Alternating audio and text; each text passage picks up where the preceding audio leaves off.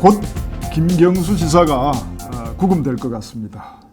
자, 그러면 우리 문재인 대통령은 누가 지켜야 됩니까? 정말 대선판에도 영향을 미칠 것 같습니다. 지킬 사람 많던데 지금. 뭐 어떻습니까? 뭐 지금 우리 뭐 조국도 있었고 김경수도 있었는데 그 가장 믿을 만한 적자 둘이가 지금 아웃돼 버리니까 사실은 아마 청와대가 제일 멘붕에 빠진 것 같은데. 예? 아니 대통령 지킬 생각하지 말고 국민 좀 지켜주세요. 국민을 지켜야지 무슨 대통령을 지킨다고 그러시죠. 대통령을 지켜야 지금 자리 보존하는데. 아니 이제 어떻게 지키느냐의 방법이 사실은 이제 우리 대선에 영향을 미칠 거라고 저는 생각하고 있습니다. 지금 뭐 민주당 후보들이 각자 어떻게 반응하고 있는지 뭐 이런 부분을 한번 정리를 한번 해보죠. 뭐 그러면은 민주당 내부에 소위 말하는 문재인을 계승할 것인가 혹은 차별화로 나갈 것인가 뭐 이 선택과도 관련될 수 있을 것 같습니다. 그런데 지금 그 선택도 선택이지만은 제가 봤을 때는 지금 그 민주당 후보 6명이지 않습니까? 본선 올라오는 6명 중에 유일하게 그 박용진 후보만 빼고 나머지 5명이 지금 다 지금 서로 지금 그 진흙탕 개삼을 하고 있어요. 소위 말하는 유식한 문자로 리전 투구, 리전 투구를 벌이고 있거든요. 그 리전 투구에 지금 가장 적극적으로 나서는 인물들이 지금 그 첫 번째 김두관 그 후보가 아주 뭐 이분이 개띠예요. 개라 좀 개소하면 능해. 이 개띠인데 딱 얘 추미애 또 같은 개 추미애를 또 디스했어요. 뭐라고 디스했는지 알죠? 그 세 가지 자살골을 세 골이나 넣었다. 자살골을 해서드리겠다. 뭐 이렇게 얘기하는데 그 중에 김경수 관련해서는 그래도 이야기해야 되겠죠. 노무현 탄핵에 앞장섰던 부분. 그리고 윤석열이 야권의 대권 후보로 오르게 한 1등 공신이고 그 다음에 김경수 사퇴하는 데서도 김경수 사퇴가 이제 김경수 구속이죠.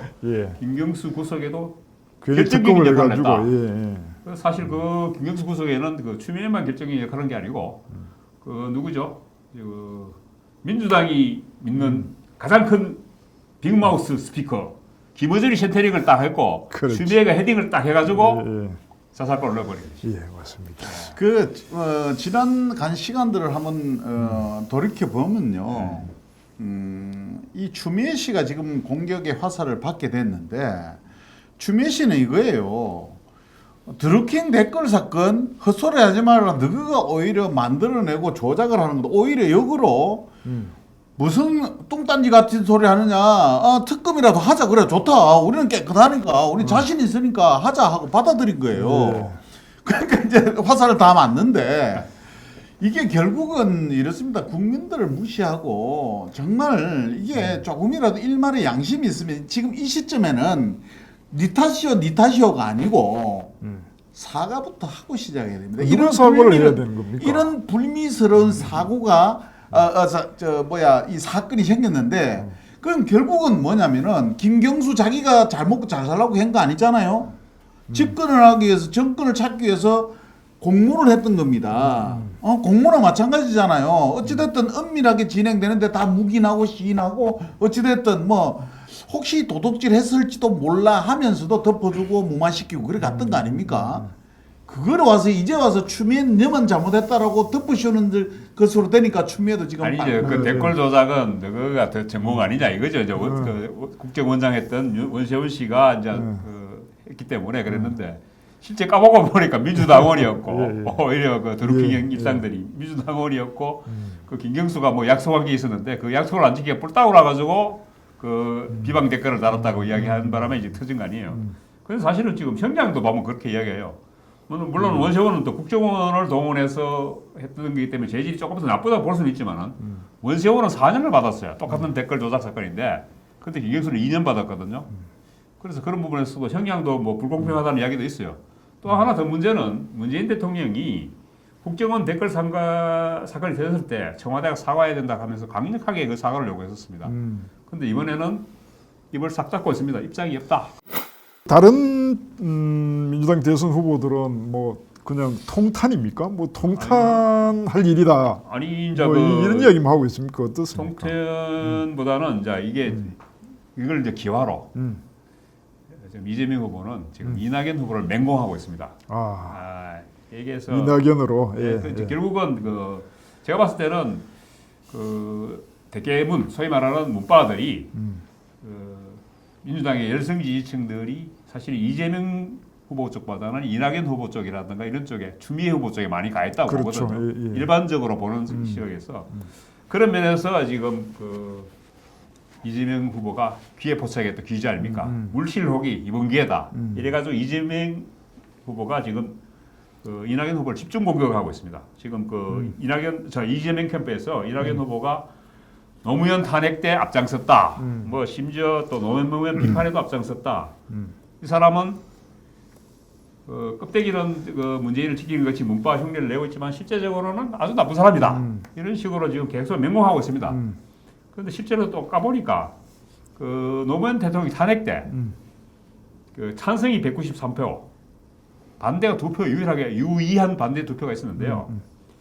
이낙연 후보가 자기는 반대표를 찍었다 이렇게 이야기를 하는데 그 당시 기사가 났어요. 한국경제신문에서 두 사람의 그 반대표가 누구냐 했을 때 이낙연과 김종호라고 자민련 의원이 있었습니다. 이낙연은 사실 그 새천년 민주당이었고, 근데 하여튼 그 말은 어떻게 보면은 이낙연 후보가 반대했다는 말은 맞는 것 같아요. 근데 사실은 노무현 대통령을 많이 시긴 심었어요, 사실. 추미애하고 같이. 그러니까 지금 추미애도 사실은 그거를 씹다 보니까 추명연대가 깨졌어. 추미애도 지금 김두관한테 지금 접촉이 막 당하고 있잖아요. 그래서 지금 아마 이번 사태로 김경수 사태로 지금 구속 사태로 이낙연 추미애가 가장 큰 타격을 입고 있지 않느냐. 거기다가 또 지금 정세균 후보까지 숟가락 얹어서 지금 이낙연은 그때 우리 당이 아니었다. 새천년 민주당이었다. 자기는 열린 우리당으로서 노무현 보호에 앞장서는데 이낙연은 반대편에 서 있었다 하고 이렇게 또 숟가락 얹고 있습니다. 이 사건에 대한 보도를 접하는 국민의 입장에서는 지금 어리둥절한 거예요. 뭐가 어리둥절하냐면은 과거 이게 이제 역사상 처음 일어나는 사건은 아니에요. 과거에 국정원 댓글 사건이 있었지 않습니까? 그거에 대해서 지금 문재인 대통령부터 시작해서 지금 여당에 있는 모든 사람들이 규탄을 했습니다. 자, 이 사건이 있었을 때 이 보도가 딱 나면은 어떤 이제 현상이 나와야 되느냐면은 잘못된 수사였다, 무리한 수사였다, 뭐 이렇게 뭐 하든지 아니면은 판결이 말이야 이게 무리한 판결이라든가 다른 선례를 봤을 때 이거는 뭐 부당한 판결이라 이렇게 뭐 무슨 뭐 대응을 하든지 그렇지 않으면은 이거는 잘못된 일이다. 그렇기 때문에 앞으로는 이거는 제도적인 법적인 어떤 장치를 강구할 필요가 있고 여기에 우리 여당이 나서서 이런 제도적인 장치를 마련하겠다. 뭐 이런 이 세 가지 중에 하나는 나와야 돼요. 그런데 사과도 없고 그런 것도 아무것도 없고 국민들이 봤을 때 이거 이상한 거예요. 문재인 대통령 사과는 세월호 때 미안하다 고맙다고 했죠. 고맙다 미안하다 그거 한 번 있었고 그 뒤에는 수많은 사건이 일어났는데도 사과가 없다는 게 이게 문제. 그러니까 사과가 없다는 거는 책임지는 사람이 아무도 없다는 거예요. 예, 뭐 민주주의라는 것이 이제 선거라는 형식을 통하고 그것이 이제 국민의 선택이라는 것 때문에 정통성을 부여받고 또 권위를 가져가는 거 아닙니까? 그 차원에서 보면은 이 이제 조작된 여론으로 그러니까 선거 자체를 뭐 무너뜨렸기 때문에 거기서 출발한 정통성 분명히 문제가 있는 것 같은데 어떻습니까? 사실은 지금 그 문재인 정부가 촛불 정부라고 했는데 물론 뭐 촛불 정부가 또 불통 정부라고 했던 그 박근혜 정부하고 싸우면서 똑같이 닮았는지 모르지만 사실은 박근혜 정부가 한 건 아니죠. 사실 그 이명박 정부죠. 오세훈 그 국정원장은 이명박 정부 때 이제 그 댓글 조작을 했었는데 저것도 똑같이 써먹었어요. 그러면서 저건 늘 깨끗하다 이런 얘기를 하고 있는 거거든요. 그러니까 국민들이 봤을 때는 국민의힘도 나쁜 놈들이지만 똑같이 나쁜 놈들이라는 거죠. 그래서 이제 이런 부분에 대한 어떻게 보면은 문재인 정부가 지금 4년 내내 적폐청산을 해왔는데 그 적폐청산을 했던 자기들조차도 지금 적폐가 된 거예요. 신적폐가 된 거예요. 이 분명히 뭐 정통성 논란이 이제 시작된다면 이게 또 확산된다면은 뭐 우리가 이제 주목하는 이재명 후보 있지 않습니까? 네. 이재명 후보로서는 요 최근까지는 뭐 내가 문심을 얻고 있는 사람이다. 문 대통령의 어떤 신뢰를 얻고 있는 사람이다. 뭐 이런 이야기를 많이 하면서 이제 자기는 개성하겠다. 뭐 이런 이야기를 계속 했는데 혹 우리 한번 예상을 해봅시다. 이 김경수랑 뭐 정통성 시비에 휘발리기 시작하면은 이재명으로서는 차별화로 갈 가능성 혹시 없을까요? 그래서 어떻습니까? 이게 저부터 말씀을 드리자면 이럴 거예요. 아마 이재명 저 후보의 입장에서 만약에 문재인 대통령의 지지율이 떨어졌거나 더불어민주당의 정당 지지율이 막 이게 나한테 도움이 안 되겠다 할 정도 되면 바로 치고 나갔을 거예요.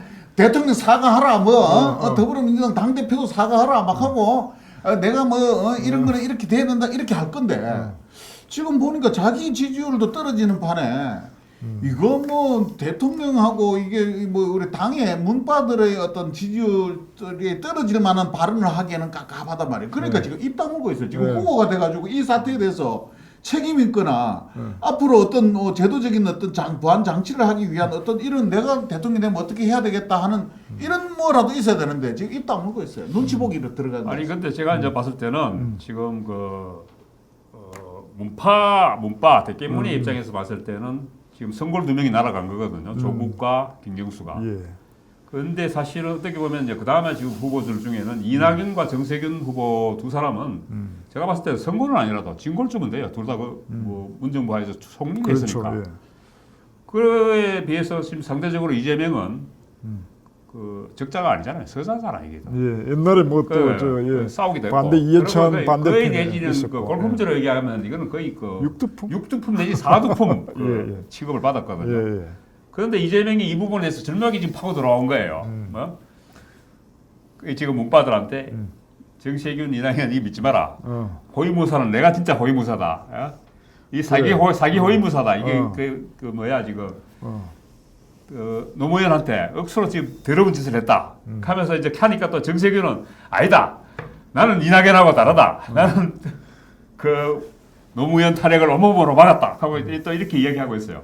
그러니까 지금 서로 지금 차별하고 있는 거예요. 문의 호위무사를 누가 더 잘할 건가? 아니 그러니까 결국은 문심은 내게 있다 이 이야기를 하면서 아니 뭐 최근에 뭐 제가 정확한 워딩은 아닙니다만은 이재명이 아니 대기문들 맨날 뭐 이제 문재인 대통령을 지켜야 된다 이렇게 하니까 아니 문 대통령 지킬 게 뭐 있습니까? 지금까지 그런 성분이 없었는데 뭐 이런 이야기로 워딩이 계속하고 있었습니다. 아니 근데 사실은 근데 이렇게 가끔 뭐 어느 날 갑자기 이렇게 손바닥 뒤집기 하기도 그 상당히 이재명 씨라는 분이 한데, 그 지금 문재인 대통령이 40%를 넘는 지금 이 전대미문의 그 레임덕 지지율로서 전대미문의 지지율이 지금 하고 있으니까 이재명도 눈치를 볼 수밖에 없잖아요. 그리고 아무리 그 레임덕에 빠진 대통령이라도 되기는 할 수 없어도 안 되기는 할 수 있습니다.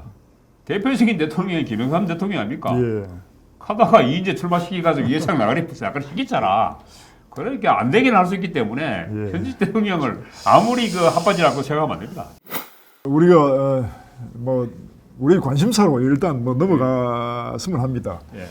그럼 뭐 이 사태를 뭐 최근에 뭐 윤석열 후보가 뭔가 워딩을 하긴 했는데 좀 더 적절한 워딩이 필요할 것 같은 그런 느낌도 있습니다. 이 사태를 어떻게 활용하는 것이 정통성 없는 정부 뭐 이렇게 얘기했죠. 그러니까 이재명이 아직 아까 이야기하신 것처럼 못 빠져나오고 있으면은 그 전체 당 자체를 지금 여당 자체를 한꺼번에 이야기할 수 있는 뭐 워딩이 필요할 수도 있고 그렇겠습니까? 아니면은 뭐 그 안에서 좀 갈라치도록 옆에서 부추기거나 뭐 이게 필요할 것 같은데.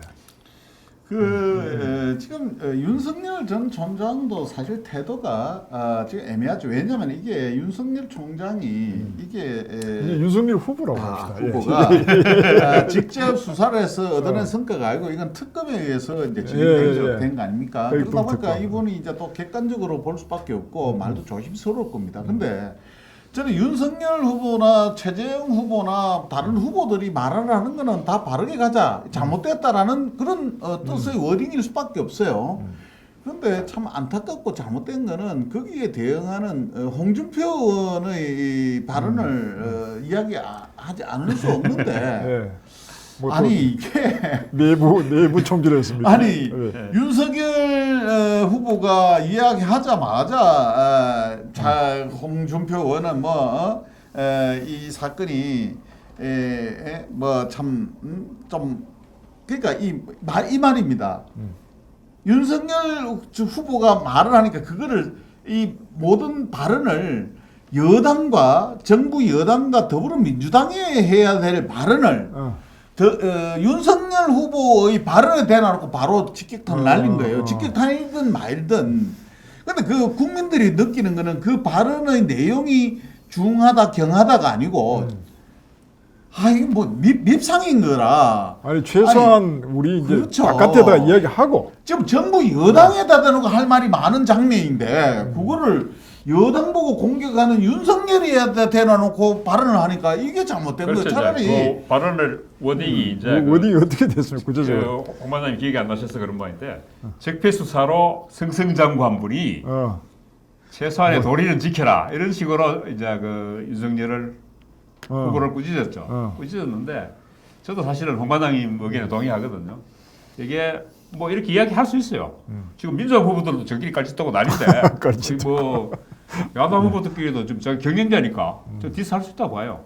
그렇지만은 지금 타이밍에서 이 시점에서는 적어도 윤석열 후보를 이 공격할 타이밍은 아니고 일단은 문재인 정부라든가 민주당 쪽에 이 대포를 한 방 쏘고 그 다음에 돌아서서 윤석열 후보한테 한 방을 쐈으면은 이해를 할 수 있는데 내부 총질을 했어야 이런 부분에서 이제 그 홍준표 후보를 자꾸 민주당이 엑스맨이라고 하는 이유도 이런 데 있는 거죠, 사실은.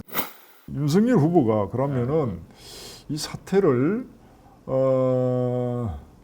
아니 뭐 이 사태에 또 뭐 일단 대응을 했으니까 이 사태가 향후에 그렇죠. 도움이 어떻게 저는 이 후보한테 도움이 될까 말까. 한번 이게 선거하고 연관된 사건이지 않습니까? 그러니까 이거는 저는 볼 때 이번에 돌아오는 우리가 대통령 선거를 올바르게 치르기 위해서 여기에 뛰는 선수들은 이구 동성으로 요구를 해야 됩니다. 무슨 요구를 해야 되느냐면은 문재인 대통령과 지금 더불어민주당 송영길 대표한테 사과를 요구해야 됩니다. 재발 방지를 위한 사과. 두 사람 피할 수 없는 책임이 있는데요. 김경수라는 사람은 지금 공인이기 이전에 문재인 정부와 탄생에 지대한 공헌을 했고 또 문재인 대통령의 측근입니다. 1등 공신이지 뭐. 그렇죠. 문재인 정권의 1등 공신. 그러니까 내 1등 공신, 내 측근이 이 저지른 일에 대해서 범죄에 대해서 나는 모르겠다, 말 안 한다. 있을 수 없는 일이야 이야기고요. 이 부분에 대해서 문재인 대통령이 알았든 몰랐든 뭐 관계없이 사과를 해야 됩니다. 그거를 강력하게 요구해야 되고, 두 번째, 더불어민주당은 어떤 책임이 있냐. 지금까지 더불어민주당이 보여준 모습은 김경수 국회의원 시절부터 시작해 연루설이 있었고 뭐 수사 과정에서도 그런 게 다 드러났음에도 불구하고 끝까지 그런 일이 없다고 부인을 하고 덮어주고 다 해왔습니다. 범죄를 덮어준 거 아닙니까? 그러면은 공당이 이게 100일에 대법원 판결까지 났으면 이 시점에서는 정당이 우리 당에서 공천을 준 이 사람이 이런 일을 하게 되었기 때문에 책임을 느낀다라고 이야기를 해야죠. 그게 경상북도 경상남도 도민은 무슨 죄가 있어서 뻔히 사건에 연루돼 있는 사람을 공천까지 제가 당선시킵니까? 그래놓고 또 혼란이 경상남도로 빠져 있어요. 그러니까 이거는 공당에 책임 있는 당 대표가 사과를 해야 될 문제입니다. 그래서 이 부분에 대해서는 이번 대선에 참여하는 모든 후보들이 사과할 필요가 있고, 국민의힘도 제1야당답게 대통령과 당대표에게 지금 사과를 요구해야지. 지금 뭐 구경하고 있습니까 지금? 우리가 정권 교체를 국민들이 바라는 부분 중에 이 정부가 갖고 있는 불공정, 뭐 비리 이런 부분에 대해서 소위 말하는 뭐 또 다른 적폐 수사는 아니라 하더라도 뭔가 새로운 분위기를 만들어내야 된다. 그 책임자가 누구냐? 뭐 이런 부분으로 갈 여지가 있기 때문에 이게 이제 현 정권이 갖고 있는 뭐 이제 정통성이라든가 이런 부분에 문제가 있는 것으로 느껴지면은 국민들이 아 그걸 한번 해볼 사람이 누군가 이런 쪽으로 몰려갈 여지도 있지 않습니까? 사실은 지금 김경수 지사가 구속 여부 관계없이 사실은 그 항소심에서 이미 거의 뭐 지사직을 잃을 상황으로 몰려 있었지 않습니까? 대법원 확정 판결이 안 났을 뿐이지 이미 사실 포기하고 있었는데 마지막 신락 같은 희망을 하나 잡고 있다가 이제 그만은 이제 끊어져 버린 건데 문제는 사실 그 부분에 대해서 지금 대깨문에 내지는 그 친문에 선고율이 없다 보니까 그 진골들이 지금 사실 그 선고를 가상해서 튀어나왔었거든요. 아까 제가 이야기했습니다만은 이낙연 후보라든가 그 부분을 가장 노렸던 부분이 이낙연, 정세균, 추미애 후보거든요. 추미애 후보 같은 경우는 그 윤석열 그 후보하고 각을 세우면서 전적으로 사실 또 윤석열 후보를 키운 장본인이죠. 그러면서 이제 그런 측면에서 추미애 후보가 대깨문들한테 굉장히 많은 것들을 그 소구를 했었죠. 그리고 또 표도 좀 갔었고. 그러다 보니까 그 정세균 후보를 능가하고 이낙연 후보 다음으로 사실은 여권 후보 중에는 지금까지 기록돼 있지 않습니까?